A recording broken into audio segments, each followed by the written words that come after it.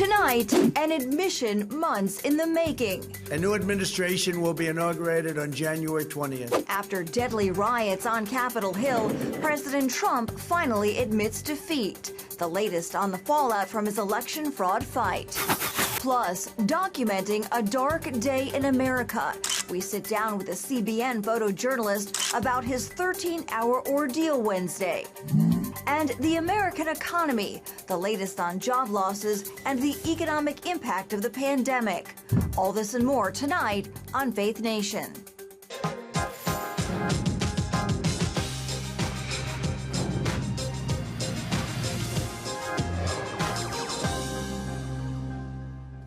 The fallout from the assault on the U.S. Capitol continues. Welcome to Faith Nation. I'm Tara Mergener. Good evening. I'm John Jessup. President Trump says he will not attend Joe Biden's inauguration less than 2 weeks away now, but he is finally admitting defeat. Too late for many Republicans and Democrats who blame him for this week's violence. That's right. Cabinet members are resigning and lawmakers talk of removing him from office just 12 days before his term ends. Faith Nation anchor Jenna Browder has tonight's top story. Tonight, there are growing calls to remove President Trump from office. Democrats are urging Vice President Mike Pence to invoke the 25th Amendment, but he has said he won't do that. I believe the president is dangerous and should not hold office one day longer. This is urgent. This is emergency of the highest magnitude. And it's not just Democrats. Republican Congressman Adam Kinzinger is on board too. All indications are that the president has become unmoored, not just from his duty, nor even his oath, but from reality itself. It's time to invoke the 25th Amendment and to end this nightmare. There are also talks of impeaching the president. What we have to go through, and you have to get your people to fight. Lawmakers on both sides of the aisle blaming him for provoking this crowd that led to the assault on the U.S. Capitol. The chaos that day leaving 5 dead, including 42-year-old Capitol Police officer Brian Sicknick. Now with his support in Washington crumbling, Trump is calling for the nation to heal and finally admitting defeat. A new administration will be inaugurated on January 20th. My focus now turns to ensuring a smooth, orderly, and seamless transition of power. But the admission comes too little too late for some. Overnight, 2 cabinet members stepping down in protest. Education Secretary Betsy DeVos and Transportation Secretary Elaine Chao. Former Attorney General Bill Barr is also speaking out. One of Trump's closest allies before leaving office now says, orchestrating a mob to pressure Congress is inexcusable. The president's conduct was a betrayal of his office and supporters. In just 12 days, President-elect Joe Biden will take office. President Trump says he will not attend the inauguration. In a tweet, I will not be going to the inauguration on January 20th. And in regards to impeachment, if President Trump were impeached and then convicted, it would keep him from running again for office in 2024. In Washington, Jenna Browder, CBN News.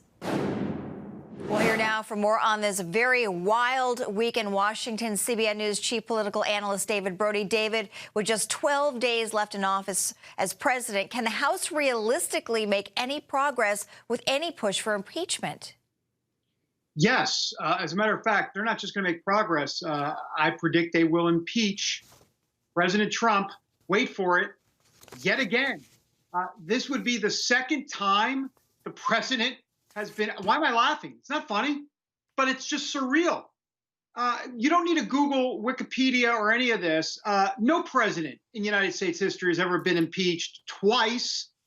It's going to happen. Tara, John, it's going to happen next week in the House of Representatives.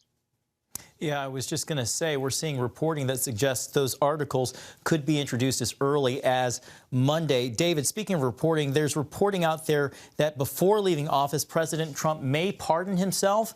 How would that work, and do you think that actually will happen? It's never happened before in United States history. So, you know what? Good luck. I have no idea. Let's get a constitutional scholar. I'm sorry.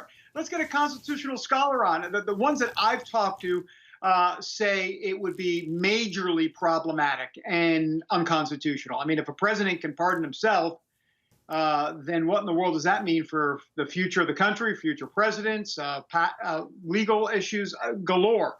So at least the ones I've talked to say it's got constitutional problems written all over it.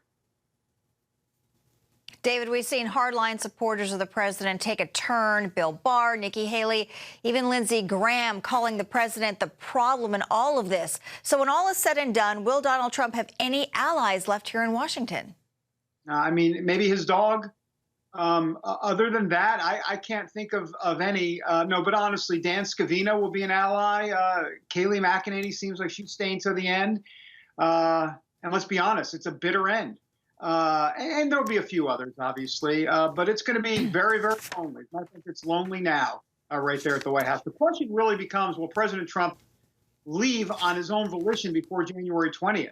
I think that's really the question. I mean, you know, he could go to Scotland. He's got a golf course. I'm not joking. I mean, he has a golf course in Scotland. He may just head over there before January 20th, maybe the night before. So I don't know. The whole thing is, I mean, it's such a mess, such a mess. David, President Trump isn't the only one facing backlash for the riots, many placing blame on Senators Josh Hawley and Ted Cruz from Texas for leading the charge to object the election certification. How will this situation affect their political careers going forward? Well, I mean, you know, look, Hawley and Cruz clearly want to run for president. I think it's too early to tell. Because we're going to have to wait to see how the political terrain shapes up in 2 years. I will say this: it's kind of rich of Democrats to get on the president for inciting violence with his rhetoric, and then you have Nancy Pelosi and many others basically saying that, not basically, they said it, that Ted Cruz and Josh Hawley are guilty of sedition. Hey, you might want to look up what the actual federal penalty is for sedition in this country. It's called death. As in death by hanging. And so really, that's exactly what you want to do. So, you know, give me a break. There has been so much moral hypocrisy here this week by everybody, left, right, and center. I'm honestly sickened by it. And it's really a travesty. A really tough week. Thank you, David. Thanks, David. Yeah. Well, in the wake of what happened here in Washington Wednesday, we're learning more from the personal stories from the chaos at the Capitol. CBN News photojournalist Mario Gonzalez was there for a pre-scheduled interview with a member of Congress that ultimately was canceled. Earlier today, I asked him to walk me through that day through his own eyes. You were up on Capitol Hill way early Wednesday morning. Can you describe the scene? Because we knew that it was going to be a big day, I had to get there early. So I got there at about 4:45 in the morning, just hoping and praying that there was a spot available. Some of the other cameramen on the location were kind of giggling and laughing at me as I walked up with all my gear. Like, you're number 5, we're having to turn away. He thought about setting up at an outdoor location for media. And I was like, no, it's going to be too cold. But instead took a gamble. I think I'm going to ask for forgiveness and park right here. And so that's what I did. A decision with divine implications for his protection and spiritual intervention. Mario eventually made his way to the Capitol building. You could easily start to feel the atmosphere kind of change, that, okay, this can potentially become a major news story. So the cameraman in me, the journalist in me was like, okay, let me try to figure out a way how to get out there to go see what's going on. So that's when I started to make my moves. So I get up the escalators, and my first view is a Capitol police officer sitting down on a chair and medical staff attending to him. And they're cleaning out his eyes. I immediately changed. I went from journalist to prayer warrior. And I got up the escalator and I saw maybe around six Capitol police officers being attended to by medical staff. And my heart just sunk. And so I'm there, I'm looking at these police officers, and I just started to pray. A response that captures Mario's heart and mentality. He saw other officers hurt and started to pray for them, but was confronted. Police officer ran up towards me, no filming, no photos. And I'm not. He's like, I said, I'm here to pray. And he was like, what? I was like, I'm here to pray. I want to pray. Thank you. You and your coworker, Abigail Robertson, who covered Capitol Hill, you both see this as a mission, not just an assignment, but a mission. We do. This is an opportunity that not very many photographers get, and that this ministry has trusted me with the responsibility to capture what takes place at this location is a great honor. Did you allow your mind to wander and think the worst? No. Why is that? Well, my time living in Israel, I think prepared me for moments like this, where you learn to keep your head on a swivel and you learn to be prayed up. I think that God's given me the grace to walk this out, to be in a place like this during a time like this, to be able to handle myself professionally and as the way I should. Some of the images you saw during that interview were from Mario. To see more of Mario's images from that day, check out the CBN News Instagram page. That's at CBN News. So powerful. Well, the National Association of Evangelicals is denouncing the violent riots that took place on Capitol Hill Wednesday, calling what unfolded an insurrection. Images from the day show mobs holding crosses or signs displaying Christian messages. In a new statement, the NAE is drawing a line, saying those who engaged in the violence aren't representative of Christ's teachings, saying, quote, followers of Jesus are peacemakers. Some images from the protest demonstrated disturbing conflation of Christianity and a nationalist ideology that is far from the way of Jesus. Christians are commanded to seek the peace of the cities where they live, to love their enemies, to seek unity, and to proclaim a message of peace. Well, Ed Stetzer is professor and dean at Wheaton College, where he also serves as the executive director of the Wheaton College Billy Graham Center. Ed, it is always great to see you, and Happy New Year. Strong words, though, from the National Association of Evangelicals. That statement also says the mob at the Capitol was provoked by leaders like President Trump, who've employed conspiracy theories for political gain. Ed, you've written about the subject. How is it that Christians have fallen prey to such conspiracies? Well, it's been a great concern of mine. I've written on USA Today, Dallas Morning News, talked about it here on CBN. And I would say that there seems to be a sense where there's an echo chamber promoting ideas that are unmoored from reality. It was Pat Robertson himself who said that President Trump lives in an alternate reality. Well, I think a lot of other people are living in that reality. And when we eventually get to the place where we keep saying and believing things that aren't true, it can lead to an echo chamber, which, as we've seen, has led to violence and actual deaths on Capitol Hill. One thing you wrote, Christians are people of truth. So how do we fight against lies that have become so prevalent in today's highly polarized climate? Well, I think, Jesus said, I am the way, the truth, and the life. And I think ultimately we need to commit ourselves to not be easily fooled. Gullibility is not a spiritual gift, and it's not a godly virtue. And I think ultimately to see the discipleship of the mind, where we actually can say, maybe if this hasn't been reported by even more conservative media outlets, and it's been widely dismissed, maybe it's not true, but I read it on the internet. But other people I know agree with it. Well, at the end of the day, we've got to have a discipling of our mind. There's a scandal of the evangelical mind, Mark Knoll wrote years ago, and I think that scandal's being played out in conspiracy theories. And right now, I think after this Capitol Hill storming, this breaching, more than the Capitol's been breached, I think we need to have an evangelical reckoning about why so many were so easily fooled during this heartbreaking time. Ed, you talked about the words of Jesus saying, I am the way, the truth, and the life. He also described the enemy as the father of lies. The NAE statement hits on the notion of Christian nationalism. Can you explain what that term means? Yeah, it's a great question. So the word conflation is key.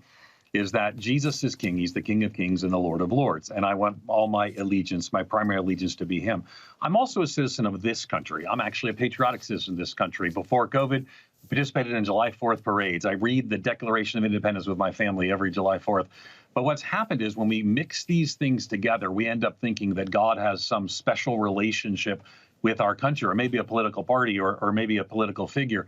And at the end of the day, Jesus stands above those things. He, and the psalmist writes that he laughs as the nations rage. God laughs as the nations rage because he stands above those things. So as the nations rage and all the bitterness and anger, even in our country right now, one of the things that's going to bring us together, we need to have this key evangelical reckoning. We need to have hard conversations. One of the things that's going to bring us together is to bring our loyalty fully to Jesus, not some Jesus mixed with, Jesus wearing an American flag or something like that, but Jesus, and then be good, thoughtful citizens of this country that care about moral issues, that care about religious liberty, that care about immigrants and refugees. But we need to be careful. We don't want to mix our Jesus and our patriotism. When we mix those together, we can both be patriots and followers of Jesus, but they're not the same thing. There are times our countries make mistakes, and our leaders certainly have right now. Right. Well, Ed, as you know, a lot of white evangelicals have been supportive of the president and his policies. As the country transitions into a new administration, what wisdom can you offer those who might be unsure of what's ahead? Well, I do think, as one who's actually been very thankful for some of the Supreme Court justices that we've seen, very thankful for religious liberty, executive orders, and more, I think we're going to see a pretty substantive shift. And I think this is a shame. I mean, even seeing the Senate lost in many ways because of, again, quoting Pat Robertson, the very erratic behavior of President Trump. We've seen Democrats actually now control the Senate. And so now you're going to see things like the Equality Act become a very real concern that the Coalition for Christian Colleges and Universities considers an existential threat to us, to our ministry, and to our mission. So there's going to be religious liberty concerns. We're going to have to continue to speak up for life. We're going to have to speak up for issues that maybe were assumed in the last administration aren't assumed in this administration. And I think it's going to be a hard time. And I think moving forward, we're going to have to steel ourselves, disciple ourselves, and band together to show and share the love of Jesus in a really divided time. Ed, we are out of time. Thank you so much, Ed Stetzer, for being with us today. Thank you so much. The American economy, a look at the state of jobs 10 months into the pandemic when we come back. Come home to the sounds of Southern Gospel from CBN Radio. You'll enjoy a rich Southern blend of bluegrass, classic gospel, and Southern gospel favorites like the Gaithers, the Crab Family, and bluegrass sounds like Mountain Faith. So make yourself at home with the all-new CBN Southern Gospel, now available at cbnradio.com.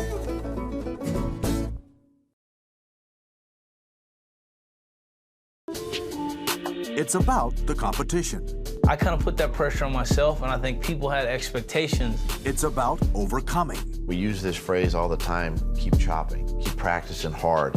It's about going the distance. You know, I think as a father, it's my job, to lead, just be the best husband and father I can be. Watch Going the Distance with Sean Brown Saturday night at 7:30 on the CBN News Channel. Life. It's meant to be lived fully. Jesus said it. I came to give you life. Life to the fullest. Life in your family. Life in your finances. Life in your body, mind, and spirit. Life in your everyday.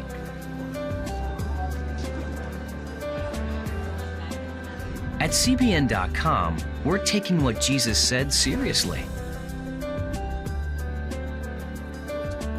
We're here to help you discover life. Life. Live it fully. CBN.com.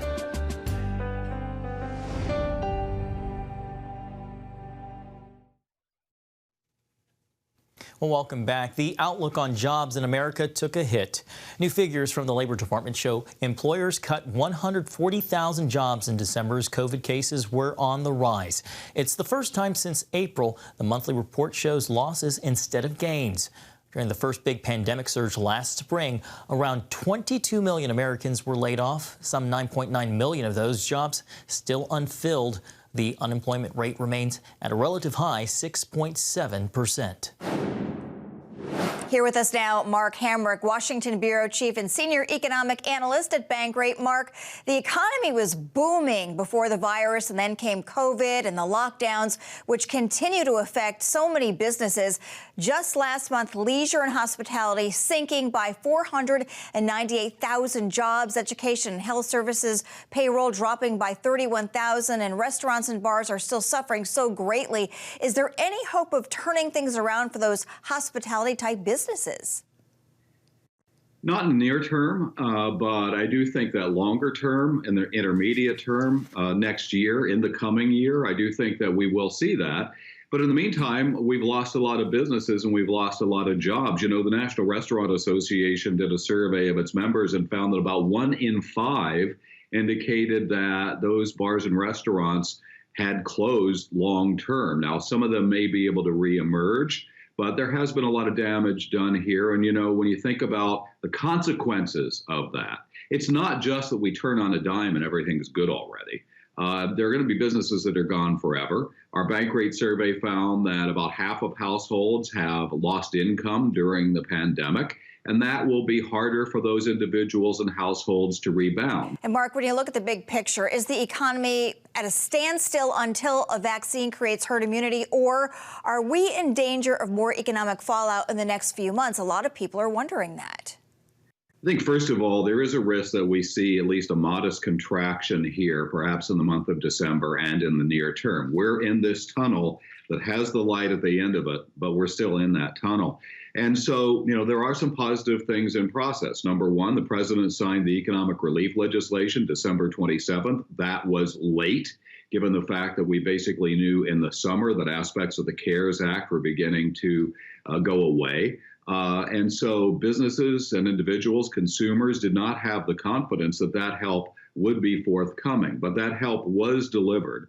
And now that it is clear, and this isn't a political preference statement, it's just making an economic observation. Now that it does appear that the Biden administration, working with members of Congress, will have a path forward to work on another round of economic stimulus legislation, that is additive to the prospects for growth down the road. You mentioned the stimulus checks, $2,000. Looks like that may happen now, and certainly it's going to help a lot of families, but it will not get people back to work. You know, can you say what effect really those stimulus checks are going to have?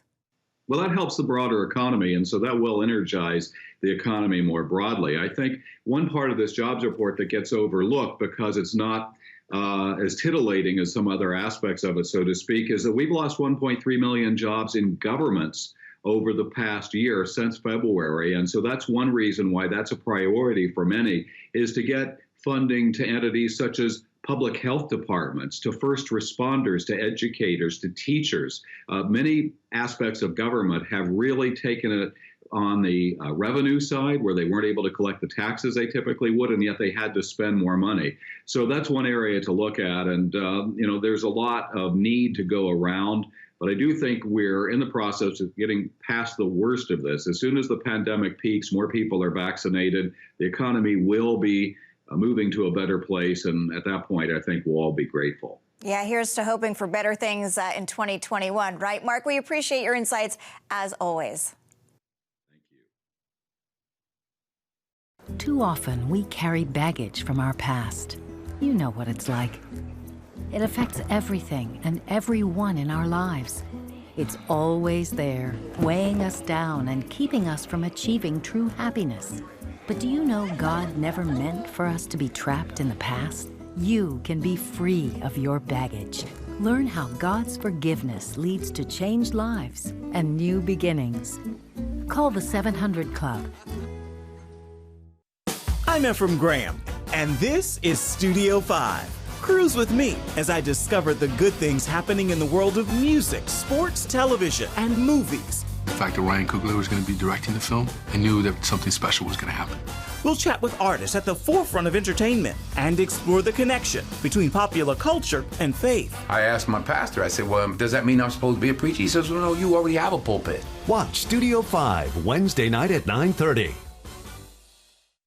Tikkun Olam. This is our nature as a country. To make the world a better place. Literally, we felt the earth shaking. The Christian Broadcasting Network presents To Life, how Israeli volunteers are changing the world. This film needs to be seen by everyone. I was in tears. Now you can own the inspiring documentary To Life on DVD. There is blood on our hands if we know and we walk away. I'm so grateful that this film was made. To Life can be yours for a gift of $10 or more. Call 1-800-700-7000 or log on to cbn.com. We know that every minute counts to save life. It'll bless Israel, but it'll also bless all the friends of Israel. Discover the untold story of how Israeli volunteers are making the world a better place. Call 1-800-700-7000 or log on to cbn.com to get your copy today. Well, welcome back, Tara. We all can use a little good news and some good news tonight on the COVID vaccine front. That's right. The Pfizer vaccine seems to be fairly effective in preventing new mutations of the virus that are spreading rapidly across the United Kingdom. And that is according to new recent studies from the drug giant and researchers at the University of Texas. To date, scientists have discovered 16 mutations of the coronavirus. So far, the Pfizer vaccine appears to protect them against all. And though that latest research on the highly transmissible UK strain still needs, by the way, to be peer-reviewed. Coming up, a little bit of football, a little bit of fun. How players prep for one of the biggest football games of the season. It's the new Superbook Bible app. It's packed with games, activities, and Superbook episodes that you can watch for free. Oh, no! There's trivia, a fun daily devotional, and answers to your Bible questions. Plus, an easy-to-understand Bible the whole family will enjoy. You can even create your own Superbook character. Ta-da! It's the new Superbook Bible app. Free downloads on iTunes, Google Play, and Amazon. On the home front. Thanks for joining us for CBN's On the Home Front, where we highlight what the men and women of America's military do to defend our country. CBN honors the men and women in our military with an initiative called Helping the Home Front. It partners with churches across the country to meet the needs of their military families, from repairing homes to wiping out medical bills for wounded veterans. Watch On the Home Front today at 2:30. Get Protect Your Sleep and discover how to improve the quality of your life. A free DVD or booklet from the Christian Broadcasting Network. If you're not a great sleeper, you can do things to make yourself a great sleeper. If you're already a pretty good sleeper, you can enhance your sleep and be even better. 5 leading experts help remove the obstacles between you and restorative sleep. When you don't get a restful night's sleep, you wake up with an accumulation of stress. Call 1-800-700-7000 or go to cbn.com to get your free DVD or booklet today. Everything you do better with a good night's sleep. You'll discover how food affects your sleep, how to put insomnia to rest, explore effective remedies for sleep apnea, and much more in Protect Your Sleep. Wake up to your best life and get Protect Your Sleep today. Call 1-800-700-7000 or go to cbn.com to get your free DVD or booklet. Well, Tara, are you ready for some football? Sure, why not? Well, why in not? just 1 month, the final 2 NFL teams standing will compete in Super Bowl 55. One of the teams hoping to make it to the big game, the Buffalo Bills. All right, it's been more than 25 years since the team last made it to the championship, and they have been declared Super Bowl champs. But this year, though, they're hoping to change that. And ahead of their first playoff game tomorrow, Bills players are, well, getting down to business at practice. All right, that is the business of busting a move. All righty. That is, amid all the hard work, the team took a few minutes for a quick dance break, no doubt practicing some end zone moves for when the score touchdown comes on Saturday. All right, that's going to do it for Faith Nation. Have a great weekend.